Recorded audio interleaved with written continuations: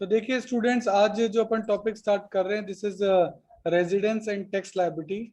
क्या होता है, अलग अलग रेजिडेंट पे टैक्स का जो सिस्टम होता है वो अलग अलग होता है। ये चैप्टर सेक्शन 6 कवर करता है।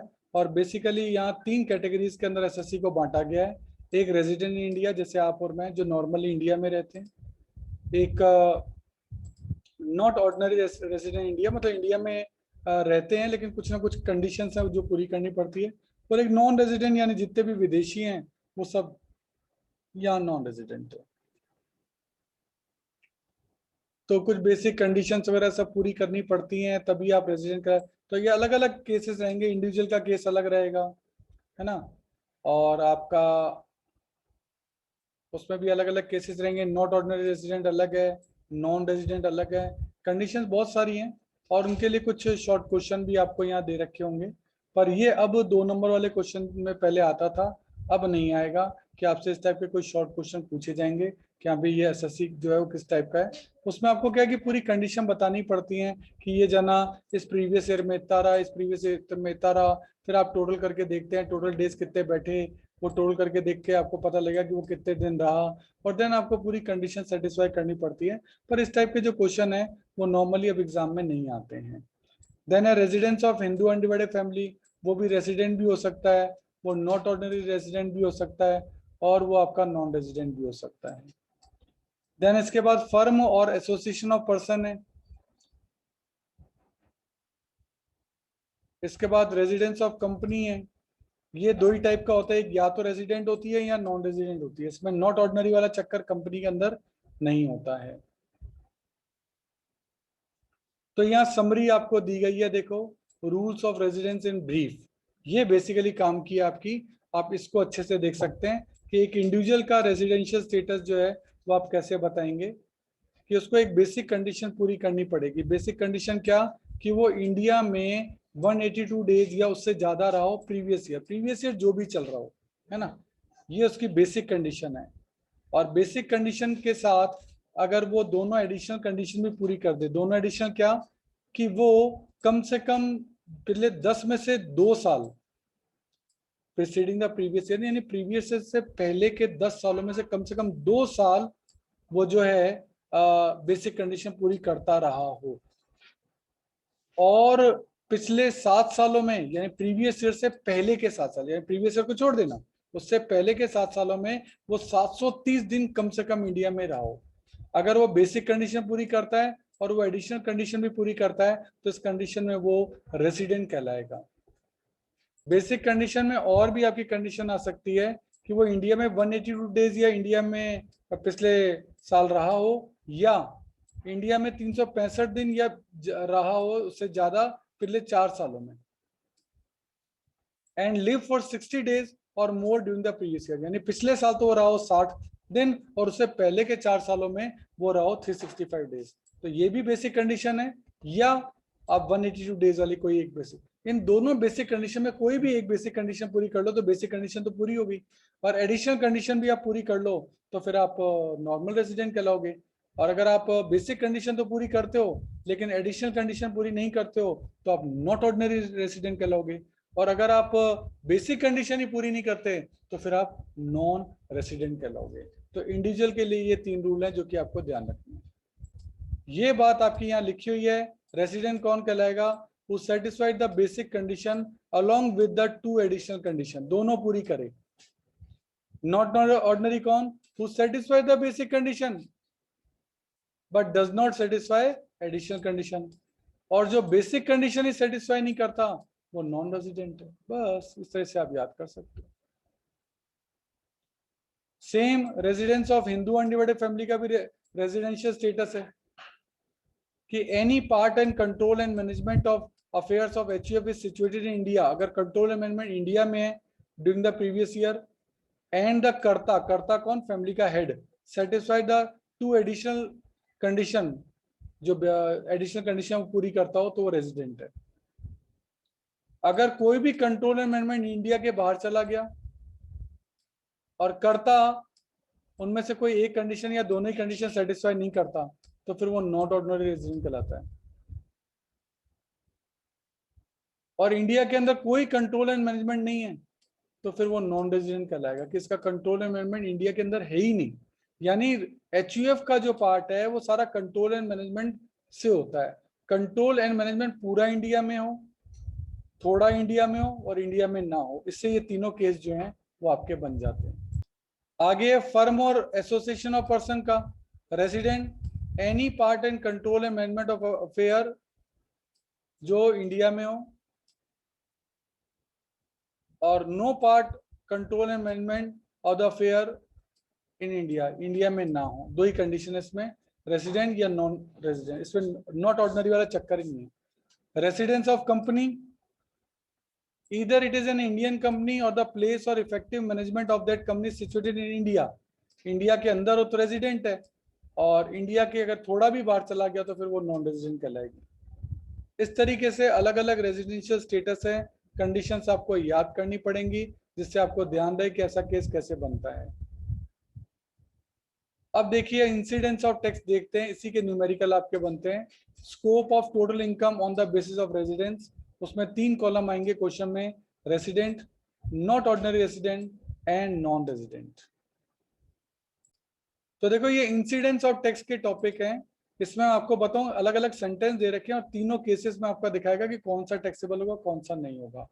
तो income accrued and received in India, मतलब कमाई भी इंडिया में गई है और रिसीव भी इंडिया में, हर कंडीशन में टैक्सेबल है, सभी को टैक्स देना पड़ेगा।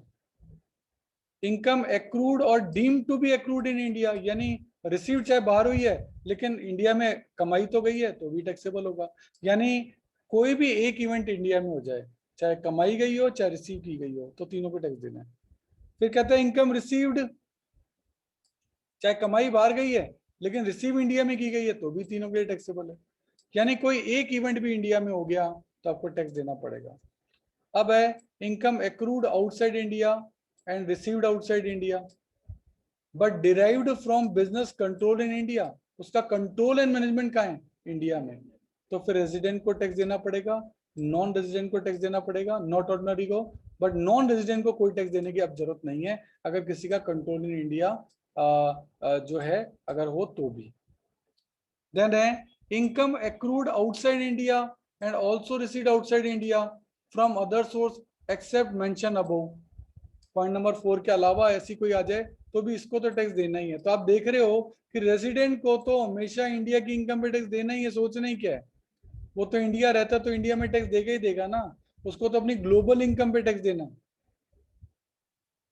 और लास्ट है आपका foreign income relating to the year preceding to the previous year, यानी प्रीवियस ईयर से पहले के सालों की अगर आपको कोई इनकम मिली है इंडिया में ड्यूरिंग द प्रीवियस ईयर, ये पिछले साल की इनकम नहीं है, ये पिछले से पहले सालों की इनकम है, इस पे आपका अनटैक्स्ड इनकम ऑफ पास्ट ईयर्स कहलाती है ये, इस पे किसी भी हेड में टैक्स देने की जरूरत नहीं है।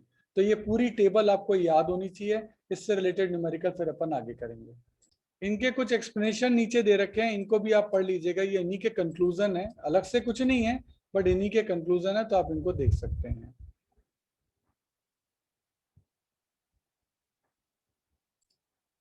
इसकी प्रैक्टिस के लिए हम इलस्ट्रेशन नंबर 5 देख रहे हैं। ये क्वेश्चन कई सारी यूनिवर्सिटीज के एग्जाम में आ चुका है, तो एक बार सबसे पहले इसकी रीडिंग कर लें। कहता है during the financial year 1920 Ramchandra at the following taxable income. कहता है salary income received in India for the services rendered इन पाकिस्तान, यानी कमाई गई थी पाकिस्तान में लेकिन रिसीव्ड इंडिया में हो गई 1 लाख रुपए। तो रिसीव्ड कोई भी एक एकर्ड या एक्रूड या रिसीव्ड दोनों में से कोई भी इवेंट इंडिया में हो गया तो सबको टैक्स देना पड़ेगा सभी कंडीशन में। Income from profession India but received in Japan, पर कंट्रोल एंड मैनेजमेंट तो इंडिया में है 30,000 रुपए का, तो ये 30,000 रुपए सबको टैक्स देना पड़ेगा।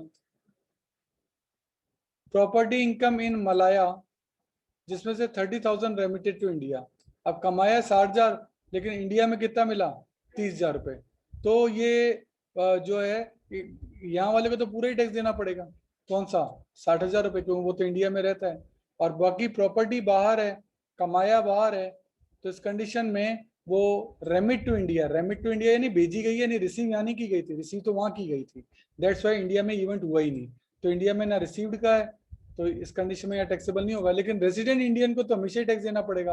आप अगर इंडिया में रहोगे तो आपको तो इंडिया की हर इनकम, अपनी हर इनकम भी टैक्स देना पड़ेगा।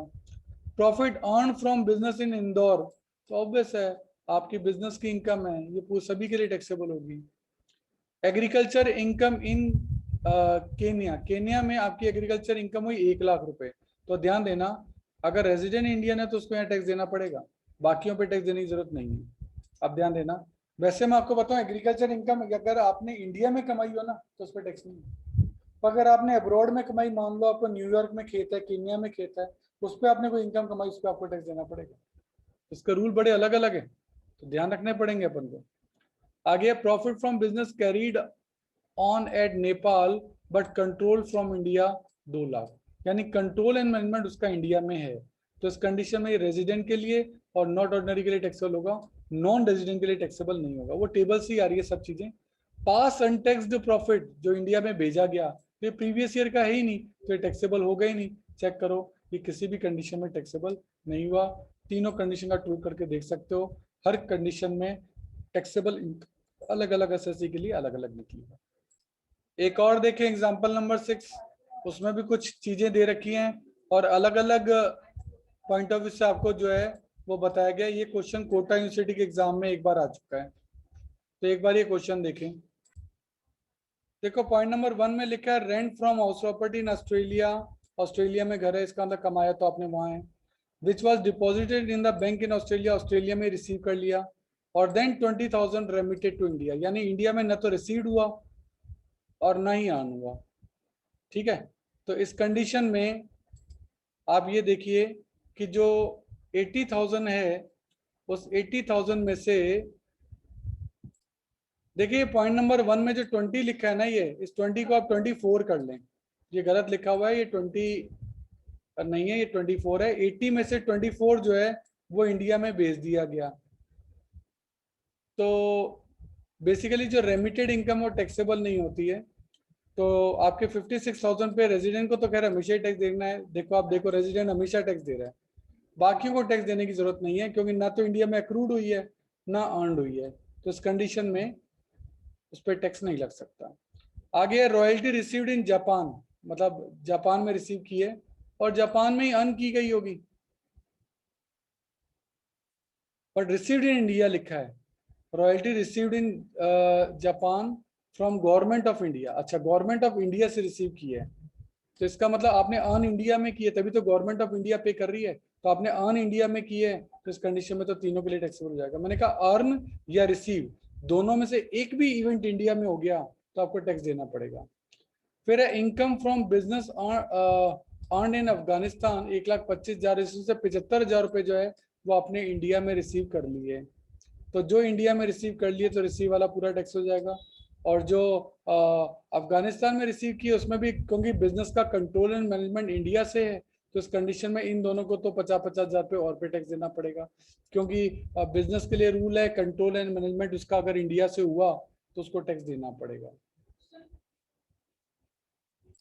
क्योंकि इसमें बात दे रखी है the business is control from India. आगे income from investment in Malaysia 50,000, this amount was received in Malaysia by his authorized representative and sent to India through the bank draft, यानी 50,000 रुपए आपने मलेशिया में कमाए हैं और मलेशिया में receive किए हैं, तो रेजिडेंट को तो टैक्स देना पड़ेगा, इन दोनों को टैक्स देने की जरूरत नहीं पड़ेगी। Interest received in France from Shri Mahesh Chandra a non resident against a loan provided to him to run a business in India 25,000 रुपए, आपको इंटरेस्ट रिसीव हुआ 25,000 रुपए का, और क्योंकि आपने जो अर्न किया है उसका जिसको लोन दिया था वो बिजनेस इंडिया में है, तो इसका मतलब वो इंटरेस्ट इंडिया से पे हुआ है, तो इसका मतलब वो अर्न इंडिया में किया गया है, तो फिर वो सभी के लिए टैक्सेबल हो जाएगा। चेक करो 25,000 रुपए सबके लिए टैक्सेबल आपका हो गया। आगे फिर received in France from Shri Suresh Chandra resident for technical services provided to run a business outside India, यानी सर्विसेज भी बाहर, अमाउंट भी रिसीव बाहर है, तो नॉन रेजिडेंट और नॉन रेजिडेंट को तो दिक्कत नहीं है, पर रेजिडेंट को तो 20,000 का टैक्स देना ही पड़ेगा।